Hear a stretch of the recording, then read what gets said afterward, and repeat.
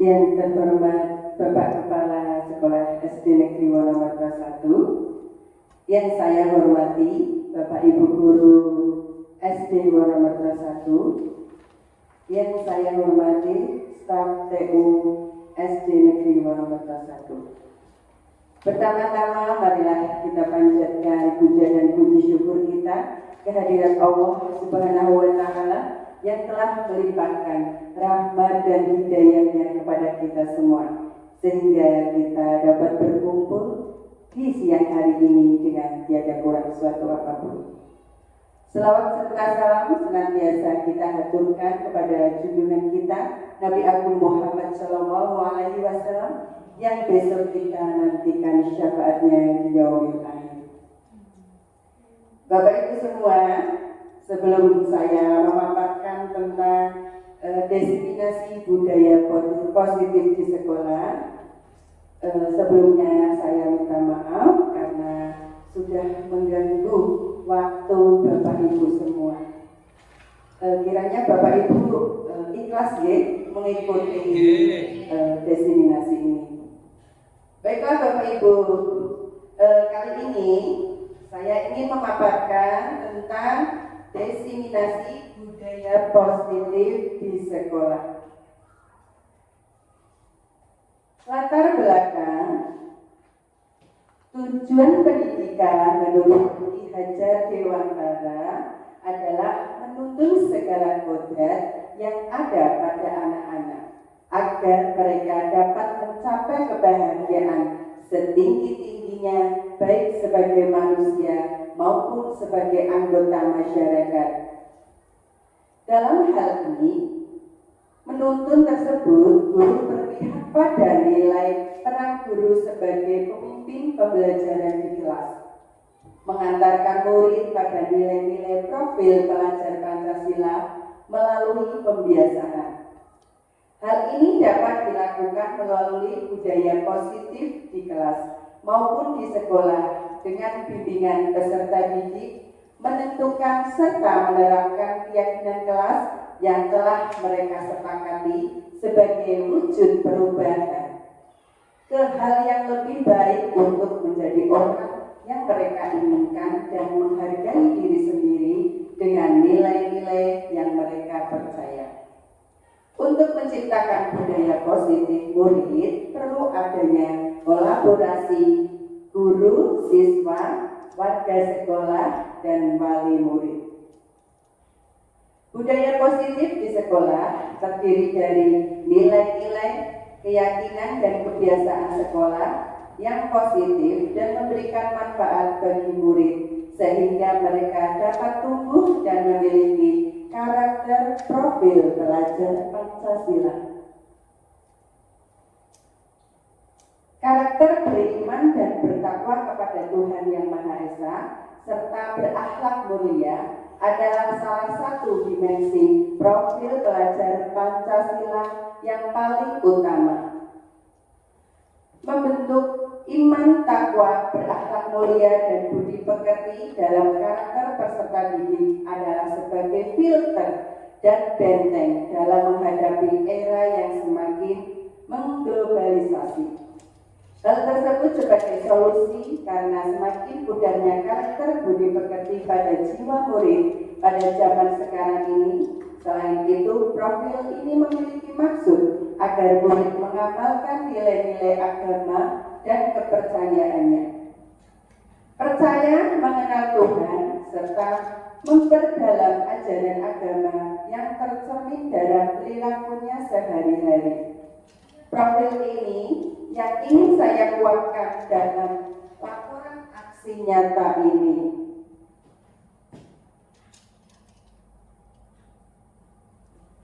Tujuan dari aksi nyata yang pertama, mewujudkan budaya positif dengan keyakinan kelas atau kesepakatan kelas.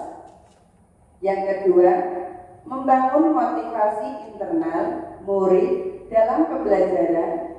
Yang ketiga, mewujudkan pembelajaran yang menyenangkan. Yang keempat, mewujudkan pembelajaran yang berpihak pada murid. Tolak ukur yang saya gunakan yang pertama, terciptanya suasana atau lingkungan yang positif. Yang kedua, murid terlibat secara aktif dalam membuat keyakinan kelas. Yang ketiga, terwujudnya pembelajaran yang menyenangkan. Yang keempat, terwujudnya pembelajaran yang berpihak pada murid. Yang kelima, guru dan murid dapat menerapkan budaya positif secara konsisten dan terkontrol. Di sini ada 8 konsep inti budaya positif. Yang pertama yaitu perubahan paradigma belajar. Yang kedua, disiplin positif. Yang ketiga, nilai-nilai kebajikan. Yang keempat, kebutuhan dasar manusia. Yang kelima, motivasi perilaku manusia. Yang keempat, posisi kontrol guru. Yang ketujuh, keyakinan kelas. Yang kedelapan, segitiga restitusi. Ya. Nah, 8 poin ini mari kita bersama-sama menggali Bapak Ibu, menggali dan dimengerti satu persatu seperti itu ya Bapak Ibu ya. Budaya positif.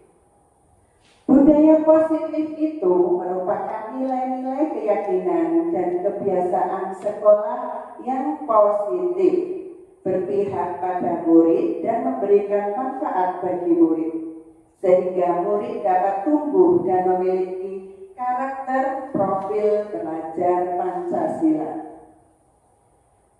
Untuk yang pertama, kita bahas perubahan paradigma belajar.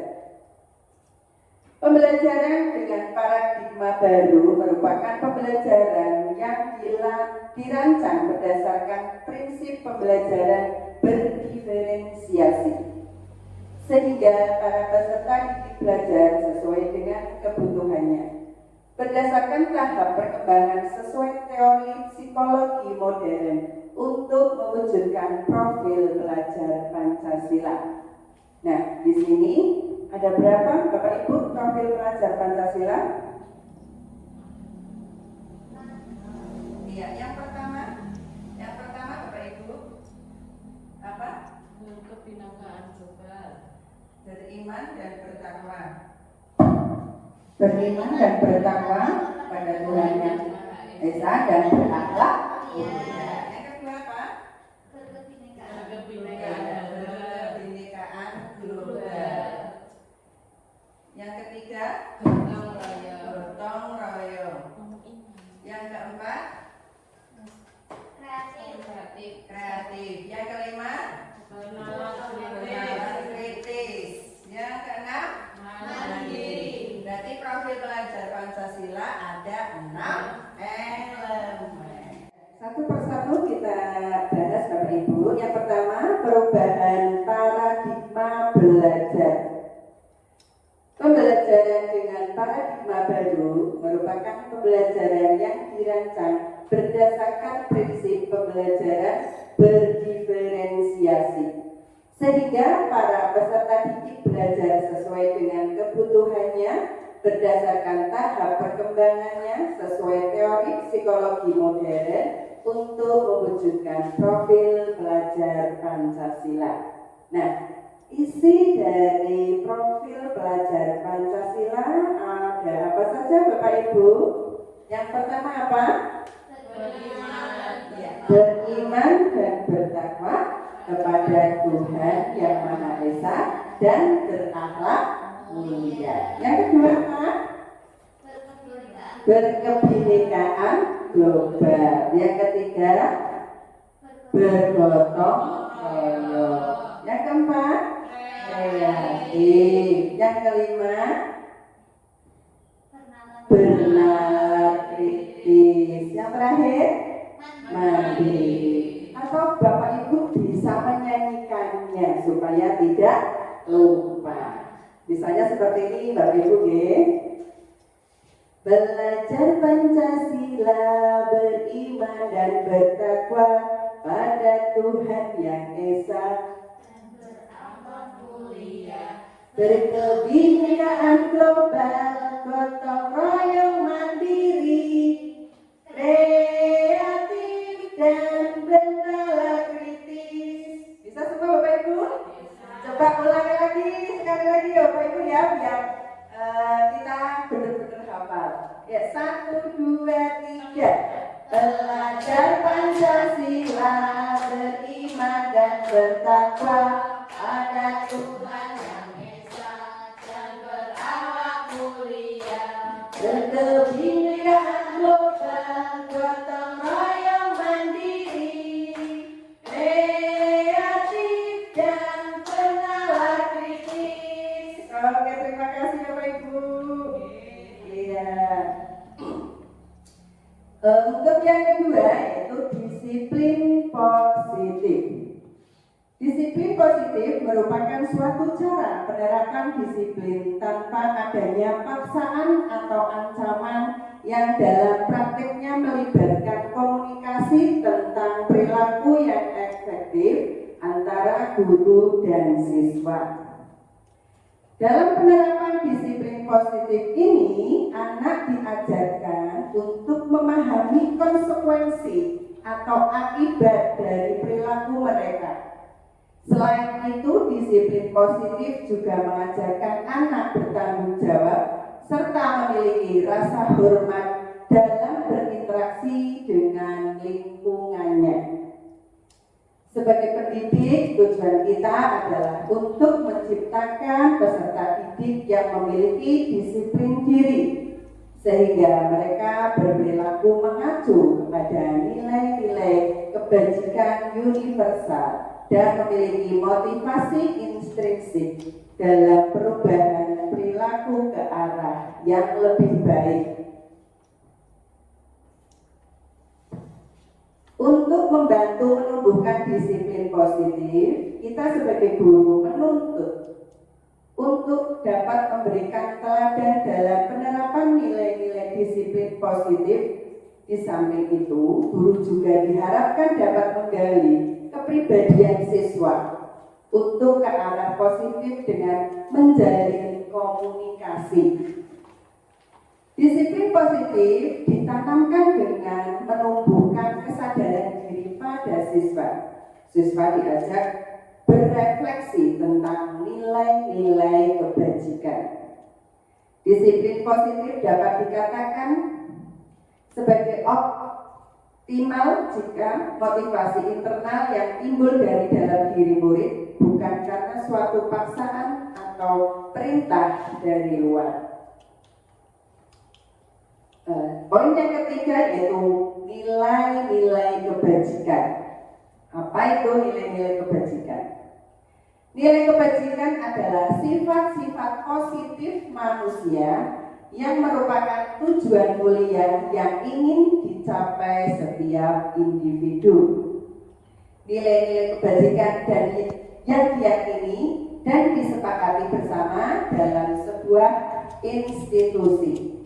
Salah satunya adalah nilai-nilai kebajikan yang ingin dicapai oleh setiap anak Indonesia yang kita kenal dengan profil pelajar Pancasila. Di sini ada contoh nilai-nilai kebajikan seperti yang tertera dalam dimensi profil pelajar Pancasila, yaitu beriman, bertakwa kepada Tuhan Yang Maha Esa, berakhlak mulia, mandiri, bernalar kritis, berkebinekaan global, gotong royong, dan kreatif. Rasa hormat, menghargai, antusias, empati, keingintahuan, kreativitas, kerjasama, percaya diri, komitmen, kejujuran atau amanah, diplomatif, hormat, santun, dermawan, suka menolong, gotong royong, percaya diri, kreatif, bekerja keras, kepemimpinan, keadilan, baik, rendah hati, toleransi, kedamaian, persahabatan, kasih sayang, dan lain-lain. Itulah pendidikan. Seperti itu Bapak Ibu ya. Yang keempat ada kebutuhan dasar manusia. Nah, kebutuhan dasar manusia itu adalah segala sesuatu yang kita lakukan untuk mendapatkan apa yang kita inginkan. Seluruh tindakan yang kita lakukan memiliki tujuan tertentu, dan semua usaha terbaik yang kita lakukan adalah dalam rangka agar kebutuhan dasar kita terpenuhi dengan baik. Nah, di sini ada kebutuhan dasar manusia, ya. Nah, ada 1, 2, 3, 4, 5. Nah, di dalam gambar itu adalah kebutuhan dasar manusia, yaitu tentang kasih sayang dan rasa diterima, ya. Yang pertama bertahan hidup pastinya ya. Nah, bertahan hidup itu memerlukan kasih sayang dan rasa diterima, penguasaan, kesenangan, kebebasan. Ya. Yang pertama kebutuhan bertahan hidup. Pasti sebagai manusia juga harus bisa bertahan hidup. Kasih sayang dan rasa diterima. Bapak Ibu juga pasti menginginkan, ya kan? Dan kasih sayang dan rasa diterima itu selalu ada dalam diri kita, dan kita membutuhkan itu. Penguasaan, kebutuhan pengakuan atas kemampuan. Penguasaan, misalnya mempunyai sesuatu keterampilan, ya. Nah, itu orang lain itu kita butuhkan untuk membuat kita percaya diri, ya, tentang penguasaan kita. Misalnya Bu Sari bisa membuat kerajinan tangan apa, dan dia butuh pengakuan itu, ya kan? Bu Sari itu ternyata bagus, bisa membuat ini, bisa membuat itu, bisa membuat buket dan sebagainya. Nah, itu adalah penguasaan Bu Sari, dan dia membutuhkan pengakuan atas kemampuannya. Yang keempat, kebebasan. Kebutuhan akan kebebasan. Di sini sudah jelas Bapak Ibu ya. Kebebasan, semua orang itu butuh kebebasan, tidak mau ditekan dan dikekang, seperti itu. Yang kelima, kesenangan. Kebutuhan untuk merasa senang. Setiap hari kalau ada permasalahan kita rasanya bagaimana? Sumpek ya? Iya, sumpek, suker, pusing dan sebagainya. Itu kalau bisa terjadi jangan lama-lama, karena kita membutuhkan kesenangan, ya, untuk merasa senang dan tentram dalam jiwa kita. Yang pertama, kebutuhan bertahan hidup, yaitu kebutuhan yang bersifat psikologis, misalnya sandang, papan, pangan, dan kesehatan. Nah, itu kebutuhan bertahan hidup. Kita membutuhkan makan, minum, pakaian, rumah, tempat tinggal, seperti itu. Yang kedua ada kasih sayang dan rasa diterima. Tadi sudah dikasih contoh, tapi ini lebih ditekankan lagi, yaitu meliputi kebutuhan akan hubungan dan koneksi sosial, kebutuhan untuk memberi dan menerima kasih sayang, dan kebutuhan untuk merasa menjadi bagian dari suatu kelompok. Kebutuhan ini juga meliputi keinginan untuk tetap terhubung dengan orang lain, seperti teman, keluarga, pasangan hidup, teman kerja seperti kita. Terus kita juga membutuhkan binatang peliharaan, kelompok, ya, di mana kita bergabung. Yang ketiga, penguasaan. Kebutuhan pengakuan atas kemampuan. Kebutuhan ini berhubungan dengan kekuatan untuk mencapai sesuatu, menjadi kompeten, menjadi terampil, diakui atas prestasi dan keterampilan kita. Sudah dicontohkan tadi di awal ya. Nah, didengarkan, kita juga butuh didengarkan dan memiliki rasa harga diri. Kita juga harus mempunyai harga diri. Kebutuhan ini meliputi keinginan untuk dianggap berharga, bisa membuat perbedaan, bisa membuat pencapaian, kompeten, diakui, dihormati. Ini menjadi self esteem dan keinginan untuk meninggalkan pengaruh. Keempat, kebebasan, kebutuhan akan pilihan. Kebutuhan untuk bebas adalah kebutuhan akan kemandirian, otonomi, memiliki pilihan dan mampu mengendalikan arah hidup seseorang. Anak-anak dengan kebutuhan kebebasan yang tinggi menginginkan pilihan. Mereka perlu banyak bergerak, suka mencoba-coba, tidak terlalu terpengaruh orang lain dan senang mencoba hal baru yang menarik. Yang kelima ada kesenangan, kebutuhan merasa senang. Kebutuhan akan kesenangan adalah kebutuhan untuk mencari kesenangan, bermain misalnya, dan tertawa, ya, itu merupakan kesenangan. Bayangkan hidup tanpa kenikmatan apapun betapa menyedihkan. Kita pasti setiap hari pengen senang apa pengen susah, Bapak Ibu? Senang. Nah, senang pasti kita tertawa. Kalau sedih kita menangis. Nah, ya kalau bisa kita banyakin senang daripada sedih, itu ya, itu. Iya. Yang kelima ada motivasi perilaku manusia. Dian Dawson dalam bukunya Restoring School Discipline menyatakan ada 3 motivasi perilaku manusia, ya. Yang pertama, untuk menghindari ketidaknyamanan atau hukuman. Apa yang akan terjadi apabila saya tidak melakukannya? Nah, ini merupakan motivasi eksternal. Yang kedua, untuk mendapatkan imbalan dari orang lain atau institusi, apa yang akan saya dapatkan apabila saya melakukannya? Nah, itu termasuk motivasi eksternal juga. Yang ketiga, untuk menghargai diri sendiri, saya akan menjadi orang yang seperti apa bila saya melakukannya. Nah, itu termasuk motivasi internal atau tujuan disiplin positif. Yang keenam ada 5 posisi kontrol guru.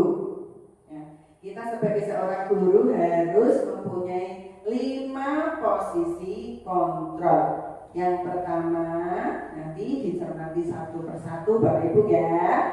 Yang pertama ada penghukum, yang kedua pembuat rasa bersalah, yang ketiga teman, yang keempat pemantau, yang kelima manajer.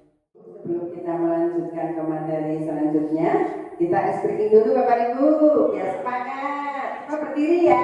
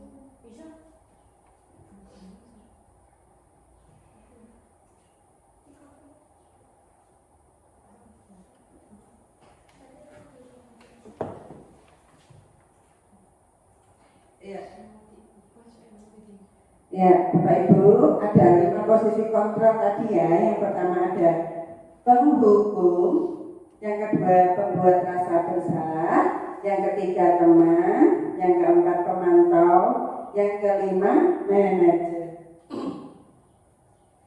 Penghukum. Penghukum di sini guru terlihat otoriter. Siswa tidak diajak berpikir dan bersifat satu arah. Itu yang disebut penghukum. Yang kedua, pembuat rasa bersalah.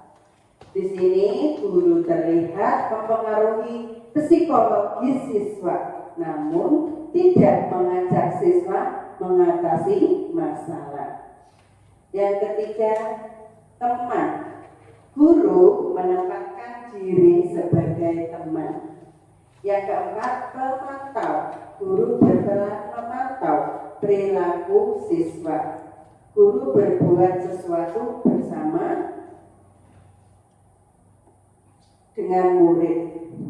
Yang terakhir yaitu manajer, yaitu mempersilahkan murid mempertanggungjawabkan perilakunya, mendukung murid agar dapat menemukan solusi atas permasalahannya sendiri.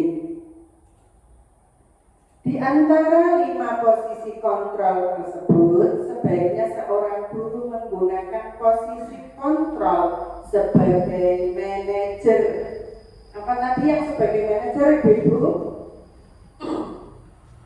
Berbuat sesuatu bersama murid, mempersilahkan murid mempertanggungjawabkan perilakunya dan mendukung murid agar dapat menemukan solusi atas permasalahannya sendiri.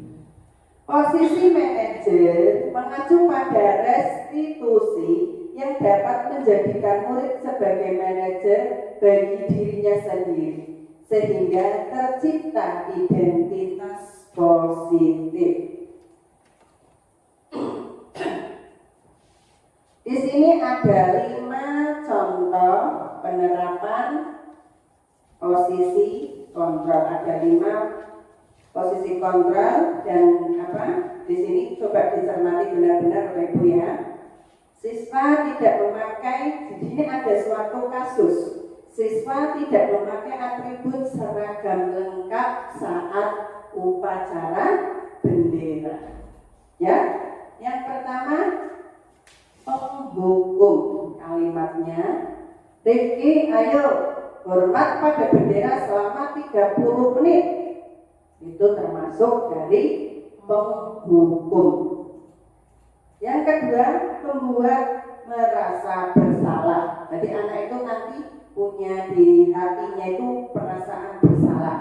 Contohnya, ibu sangat kecewa sekali dengan kamu. Berapa kali ibu harus memberitahu kamu ya? Nah, kalimat seperti ini menimbulkan rasa bersalah pada siswa. Yang selanjutnya teman. Di sini guru memposisikan sebagai teman dengan murid ya. Nah, ayolah. Bagaimana sih kamu? Kemarin kamu sudah janji ke ibu bukan? Kenapa tidak memakai topi lagi? Sambil tertawa ringan. Nah, itu termasuk kalimat atau posisi kontrol guru ke anak itu diposisikan sebagai teman. Yang keempat, pemantau.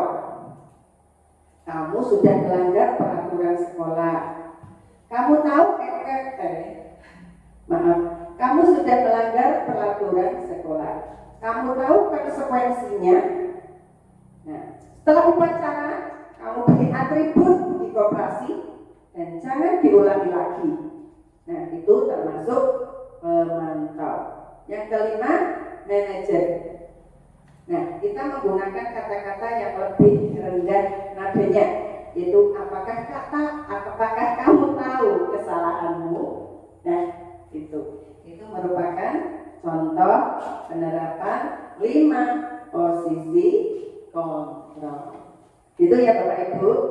Nah, seperti ini kita terapkan untuk di sekolah kita ya dengan menggunakan penerapan posisi kontrol seperti itu.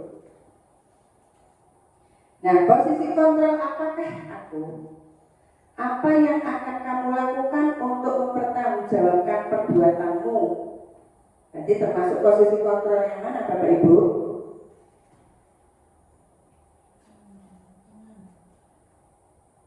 Ayo, penghukum, membuat merasa bersalah, teman atau pemantau? Coba ini kalimatnya, apa yang akan kamu lakukan untuk mempertanggungjawabkan perbuatanmu? Termasuk penghukum, membuat merasa bersalah, teman, pemantau atau manajer? Teman? Manajer? Oke, kita simak dulu ya. Yang kedua, ayolah lakukan demi Bapak. Itu termasuk ayolah lakukan demi Bapak. Nah, termasuk Nah, kita simpan dulu. Selanjutnya, patuhi aturannya atau awas. Itu termasuk apa? Iya. Kita simpan dulu. Apa yang telah kamu lakukan? Sanksi atau konsekuensinya apa? Apa yang telah kamu lakukan? Memantau. Oke. Gimana coba kalau orang tuamu tahu kamu berbuat begini? Merasa bersalah. Iya. Di sini apa yang akan kamu lakukan? Pertama, perbuatanmu buat merasa bersalah. Yang kedua, teman. Yang ketiga, penghukum. Yang keempat, pemantau.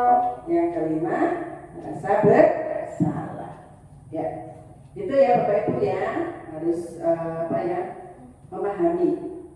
Sebagai seorang pendidik kita harus memahami karakteristik murid. Kita juga harus menyampaikan hal-hal yang positif gitu, dan berusaha membuat si anak itu kedepannya lebih baik lagi seperti itu. Yang ketujuh ada keyakinan kelas. Keyakinan kelas merupakan sebuah nilai-nilai kebajikan universal yang telah disepakati secara tersirat dan tersurat, lepas dari adanya latar belakang suku, bangsa, bahasa maupun juga agama.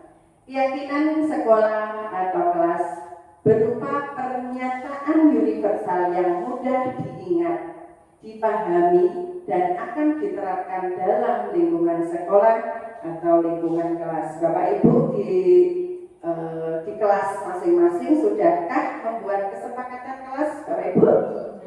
Sudah.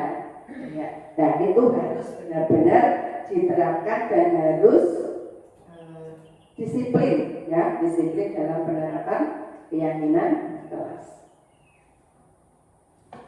Membentuk keyakinan kelas. Yang pertama bersifat abstrak, berupa pernyataan universal, dibuat dalam pernyataan yang positif, sedikit saja agar mudah diingat, sesuai dengan kondisi kelas atau sekolah. Semua warga kelas dilibatkan saat membuat keyakinan kelas.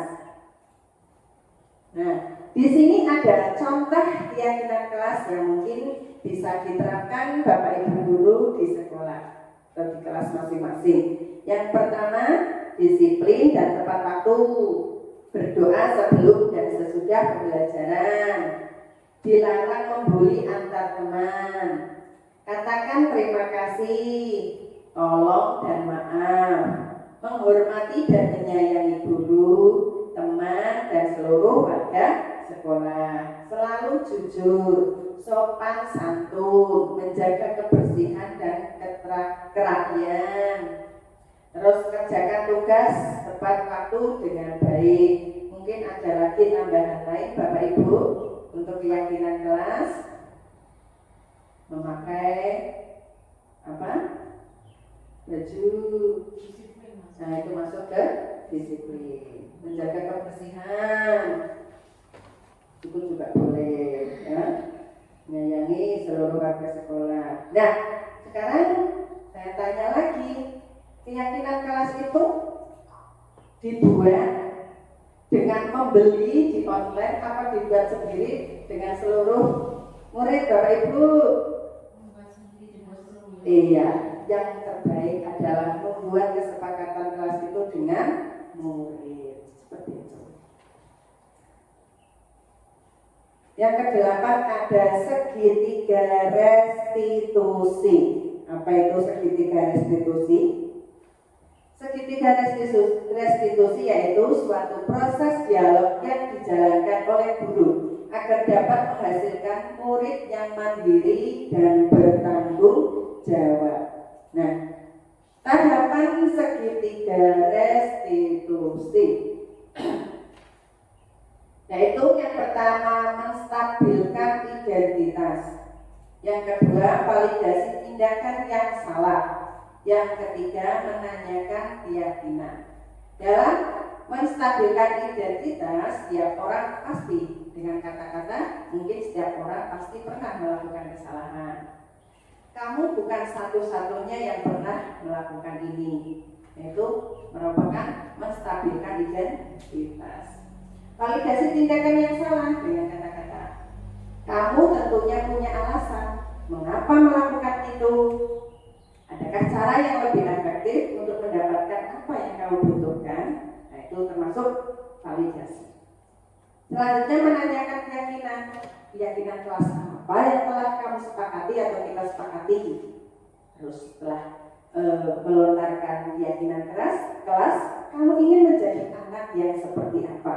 Nah, itu disebut tahapan segitiga restitusi apabila anak melakukan kesalahan.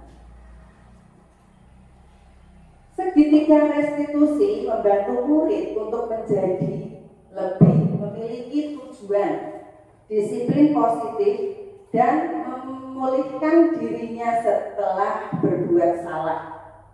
Ya. Melalui pendekatan restitusi, ketika murid berbuat salah, guru akan menanggapi dengan mengajak murid berefleksi tentang apa yang dapat mereka lakukan untuk memperbaiki kesalahan mereka sehingga mereka menjadi pribadi yang lebih baik dan menghargai dirinya. Nah, kesimpulannya dalam penerapan disiplin positif, hendaknya guru menjadi contoh teladan bagi murid atau guru berperan sebagai among atau manajer yang menuntun murid-muridnya menjadi insan yang mandiri, merdeka, bertanggung jawab sesuai dengan standar nasional pendidikan. Nah, itu saja kiranya yang dapat saya sampaikan Bapak Ibu. Sekali lagi terima kasih Bapak Ibu sudah meluangkan waktu untuk mengikuti acara ini. Kurang lebihnya saya minta maaf. Billahi taufiq wal hidayah. Wassalamualaikum warahmatullahi wabarakatuh.